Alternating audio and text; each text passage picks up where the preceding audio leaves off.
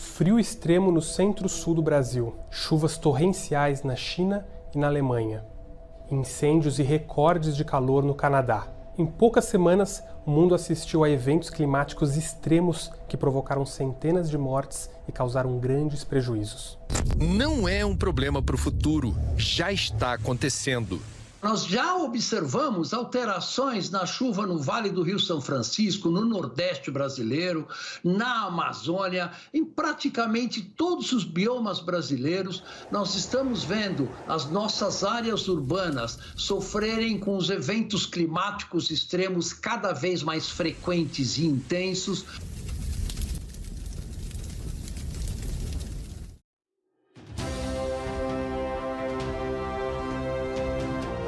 Começa agora o Semeando, o podcast da Rede de Sementes do Cerrado. Bem-vindo ao Semeando! No episódio de hoje, vamos falar sobre mudanças climáticas.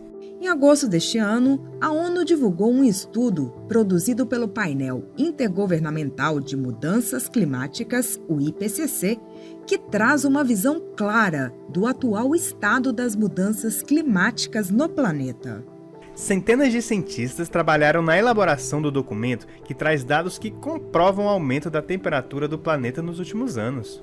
Só para você ter uma ideia, Davi, de 1970 para cá, o planeta está mais quente que nos últimos 2.000 anos.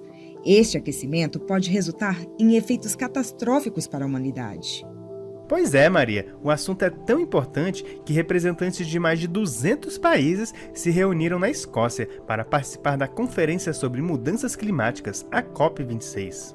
As mudanças que já estamos vendo afetarão todas as regiões do globo. Muitas se tornarão irreversíveis, mas nós podemos sim fazer a diferença. E é sobre isso que nós vamos conversar hoje com Guilherme Aidt, que é um dos especialistas do Instituto Sociedade, População e Natureza, o ISPN. Advogado, mestre em Direito, Estado e Constituição, com ênfase em Políticas Públicas e Democracia, Guilherme Aidt atua há 19 anos em defesa da redução das mudanças climáticas por meio da proteção das florestas tropicais e do Cerrado brasileiro.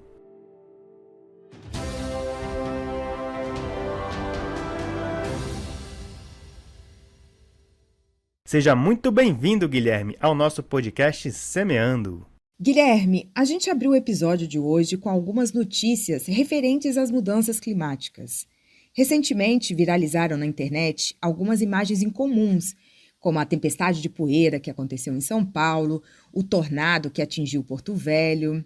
A cada ano que passa, temos visto temperaturas mais altas que o normal em algumas regiões ou mais baixas em determinados lugares. Enfim, esta instabilidade e esses fenômenos aí que a gente tem visto já são resultantes dessas mudanças climáticas? Eu vejo assim que sim, efetivamente a gente tem um contexto global de emergência climática, onde, enfim, um conjunto de emissões de gases do efeito estufa, somado com ações locais, regionais, de desmatamento, da cobertura da vegetação nativa, é o caso que a gente observa fortemente no Cerrado, na Amazônia, em outras regiões da Mata Atlântica. Isso tudo traz vamos dizer assim, uma correlação de eventos extremos mais intensos, né? Com alternâncias de padrões que a gente observava historicamente na manifestação do regime hídrico, né? No aumento de temperaturas. Tem uma série de fatores, né, que podem ser mais detalhados, explorados, num sentido de exemplificar as consequências que eventualmente estaremos sujeitos. Guilherme, entendemos que essas mudanças climáticas são consequências de vários fatores. Os impactos são diversos e mesmo para nós, leigos, os resultados podem ser percebidos. Mas hoje, existem alternativas para minimizar ou até mesmo reverter essas ações? Existe um conjunto de ações que é efetivamente necessário. A gente vive num momento no país assim, que existe uma certa um debate ideológico em torno dessa questão, né? O que não é positivo muitas vezes, porque a gente vê assim, que o negacionismo climático é um desfavor, né, para a antecipação de políticas públicas que sejam eficientes, eficazes, no sentido de promover, como eu já mencionei, assim, um maior controle do desmatamento na Amazônia, no Cerrado. Né, os índices que a gente observa de avanço do desmatamento no Cerrado são alarmantes. Né? Para diferentes aspectos, a gente observa que o avanço do agronegócio na região do Mato Piba, sobretudo, tem ameaçado não só aspectos, vamos dizer assim, humanos e sociais ligados aí a territórios tradicionais de populações, mas também o próprio desenvolvimento. Bom, agora pegando um gancho sobre as políticas públicas voltadas à conservação dos biomas, de modo que minimize os impactos da degradação, um assunto que foi pauta nos últimos dias, que foi a realização da COP26. Este ano, os líderes mundiais participaram desse grande evento com o intuito de averiguar o que foi feito desde o Acordo de Paris, marco nas negociações sobre o clima e assinado por quase 200 países na COP21 em 2015. Desde então, a comunidade internacional espera uma atualização dos compromissos. Na sua opinião, de lá para cá, os países estão apresentando e principalmente implantando políticas públicas para reduzir os efeitos do aquecimento global? O que a gente tem colocado hoje no Brasil, falando especificamente daqui, que é bem insuficiente, né, as nossas metas e os compromissos que assumimos. Né? Mantido o que estava colocado, né, até essa COP, né, as projeções eram de que estaríamos contribuindo para um aumento de 2,5 a 3 graus Celsius na temperatura média, né, quando o esperado, desejado dentro do Acordo de Paris, do escopo das nações, é que a gente fique, né, ali em torno de 1,5 graus Celsius de elevação da temperatura, que já seria um cenário que nos exige muita adaptação, né, às mudanças climáticas, coisa que é difícil de acontecer em países, vamos dizer assim, ainda com um grau de desenvolvimento econômico semelhante ao nosso, sobretudo nas áreas urbanas, periféricas, onde muitas vezes as infraestruturas necessárias para adaptação a essas mudanças climáticas custam um pouco mais a chegar. Né? A gente observa, vamos dizer assim, dentro dessas metas que estão colocadas, né, que é preciso realmente um compromisso mais assertivo por parte das políticas públicas, né, que sejam consequentes com as evidências já promovidas pelo campo científico, né, capazes de trazer uma sinalização efetiva, né, de redução das emissões de carbono por diferentes setores, não só do uso da terra no Brasil, que é o principal responsável, né, as mudanças no uso da terra são o principal responsável pelas emissões de gases de efeito de estufa no país, como também pelos setores industriais, com compromissos no direcionamento de financiamentos para empreendimentos cada vez mais, vamos dizer assim, adequados no sentido de controlar suas emissões e promover nessa descarbonização, promover restauração florestal, promover cadeias produtivas cada vez mais sustentáveis e consequentes com o cenário que está colocado para a humanidade. Guilherme, você é advogado, mestre em Direito e acompanha há muitos anos essa agenda socioambiental. Você trabalha aí na promoção de diálogos políticos no Legislativo, né? Então eu queria ouvir sua opinião. Você acredita que falta interesse do poder público em ter um olhar mais atento para a questão do Cerrado especificamente? Os governos estão, de fato, preocupados com os impactos no planeta? Desde que a gente observou o movimento de moratória da produção de soja na Amazônia, né, naturalmente houve uma migração, como se fosse um acordo tácito, ou que não tivesse colocado à mesa, né, de ofertar o Cerrado como uma área livre para a expansão do setor agropecuário, desconhecendo, né, a miríade de povos e comunidades tradicionais que habitam, muitas vezes, né, diferentes regiões, sobretudo no Mato Piba, onde a gente observa assim, as maiores áreas ainda remanescentes de vegetação nativa do bioma. A gente tem um crescimento muito forte, né, de diferentes cadeias produtivas, a soja, mas também setores de floresta plantada, tá, ocupando regiões de cerrado, na região do Japão e outras regiões muito ricas em ecossistemas importantes para a conservação. Né? No entanto, quando se fala de fortalecer políticas públicas para a conservação do cerrado, esse debate anda meio travado no Congresso Nacional.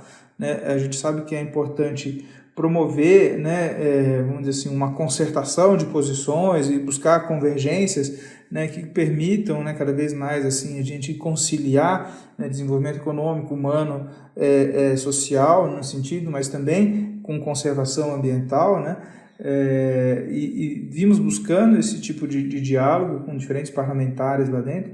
No entanto, tanto a proposta de uma legislação federal específica para a conservação do bioma cerrado, quanto a proposta de emenda constitucional que visa colocar o cerrado no texto da Constituição também como um dos patrimônios, como um dos biomas considerado patrimônio nacional, a exemplo de outros, Amazônia, Pantanal, né, a Mata Atlântica.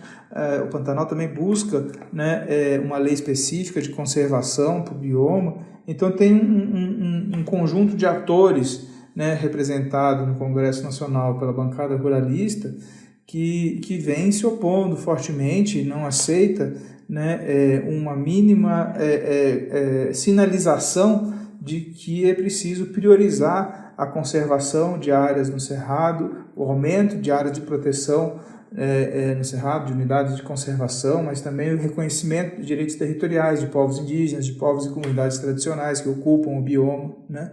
Que são temas importantes para nós, importantes para um conjunto de atores que estão no território, ocupando e demandando, né, soluções, reconhecimento de direitos territoriais, enfrentando muitas vezes processos de grilagem de terra, de deslocamentos forçados, e são atores que promovem justamente a conservação, que muitas vezes trabalham e promovem a coleta de sementes do cerrado para ajudar nos processos de restauração do bioma.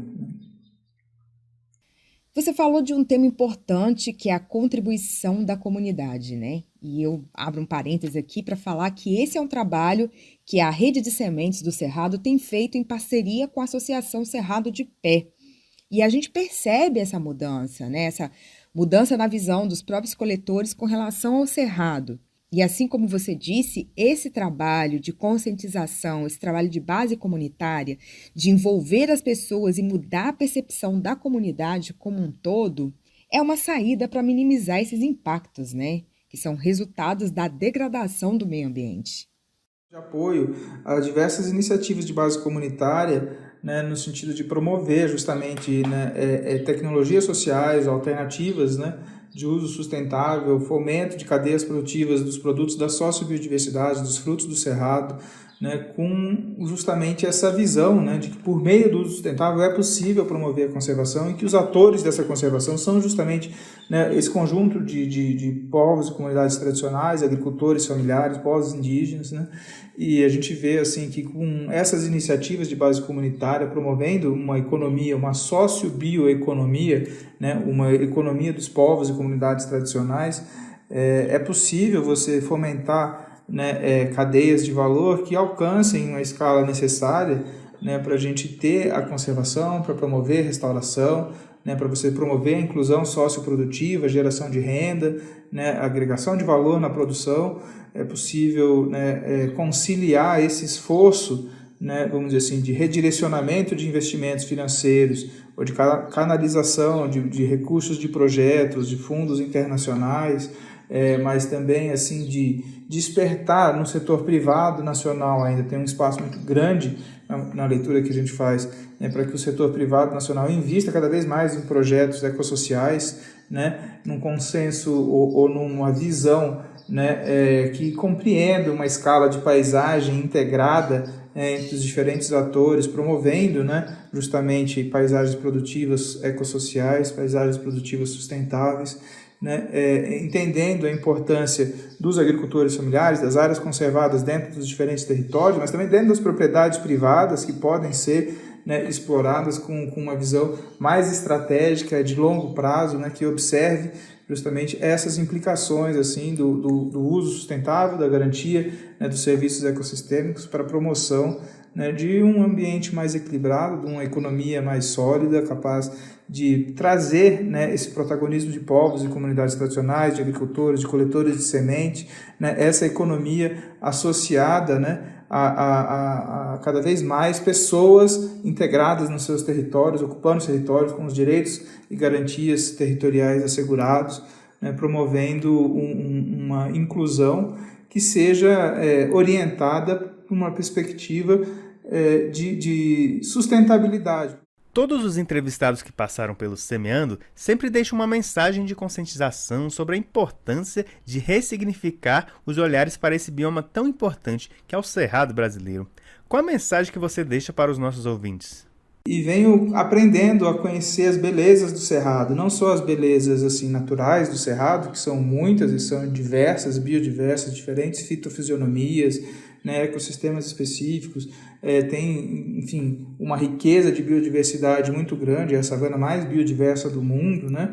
A gente reconhece cada vez mais, né, a importância e as contribuições, como eu venho mencionando, desses territórios protegidos, das áreas conservadas, né, para a promoção de diferentes serviços ecossistêmicos, mas, sobretudo, reconhecer assim, a beleza dos povos do Cerrado, né, que dentro da sua simplicidade, da sua forma de ser, de existir, de ocupar e permanecer no território, né, vem demonstrando uma resistência, uma garra, uma fibra, aplicativo, autogestionável por parte das comunidades, de garantir assim, essa visibilidade, mostrar, né, a possibilidade da comunidade contar a sua história, mostrar que existe, que está presente no território, que está promovendo a conservação, que tem uma visão, um plano de gestão territorial, que tem condição de promover a inclusão socioprodutiva e garantir dessa forma um uso mais adequado do ambiente que ocupa, né?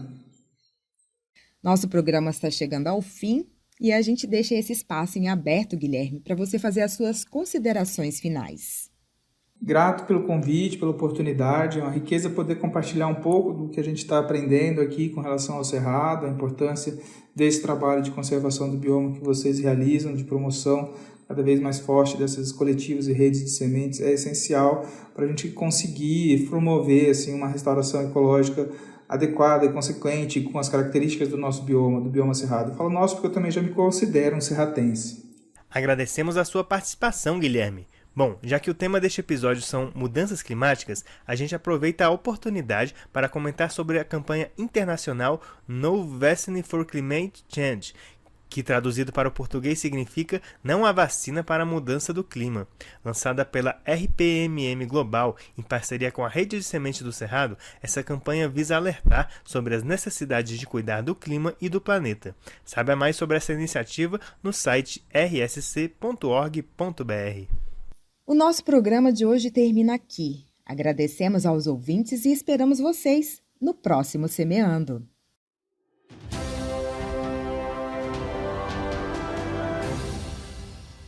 Curtiu nosso podcast? Clica no coração e comece a seguir o Semeando para receber as notificações do nosso canal. E não deixe de acompanhar as ações da Rede de Sementes do Cerrado no Instagram, Facebook e LinkedIn. O endereço é @Rede de Sementes do Cerrado. Eu sou Maria Antônia Perdigão. E eu sou Davi Melo. Este podcast é uma realização da Rede de Sementes do Cerrado. Os áudios divulgados no início do programa são trechos de materiais veiculados no Jornal Nacional e da BBC News. Produção, Thaís Souza. Edição de áudio, Wilson Dias. Roteiro, Maria Antônia Perdigão. Apoio, Pareia Comunicação e Cultura, Estúdio Zero Produções e MA Comunicação.